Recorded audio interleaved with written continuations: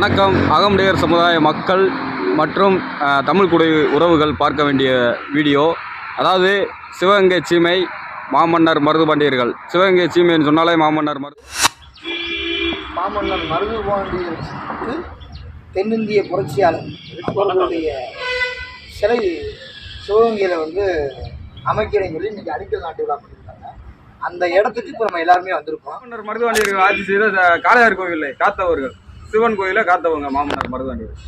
சரி, சிவகங்கையில் இன்ன வரைக்கும் மாமன்னர் மருதுபாண்டியர்கள் சிலை இல்லை. தெப்பக்குளத்தில் சிலை இருக்கு. தெப்பக்குளத்தில் அது அகமுடையர் சமுதாயத்தில் படு முயற்சி பண்ணி அங்கே நிறுவப்பட்டுள்ளது. இருந்தாலும் ஒரு சின்ன விஷயம் என்னன்னா, அரசு 24 மணி நேரத்தில் மதுரையில் அனுமதி வாங்கின உடனே கலைஞர் சிலைக்கு, தலைவர் கலைஞர் சிலைக்கு அனுமதி வாங்கின உடனே அரசு சிம்மக்கல் கோயிலில் 24 மணி நேரம் சிலை வச்சாங்க. இரவோட இருக்காங்க. அப்படிப்பட்டவங்களுக்கு சிவகங்கையில ஒரு வழிபட்டு காளையார்களுக்கு போறதுக்கு ஒரு வழி இல்லை. இன்னமும் பாருங்க, இது எவ்வளவு பெரிய அசிங்கம்.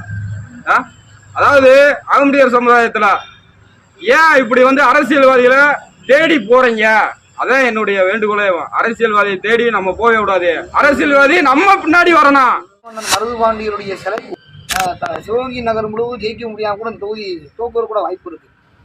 அது என்னன்னு கேட்டீங்கன்னா, இது ஒரு முடிவு எடுக்கணும் அரசு அப்படின்றது எங்களோட கோரிக்கை. அந்த இடத்துல நான் வைக்கிறோம். இது என்னுடைய கோரிக்கை.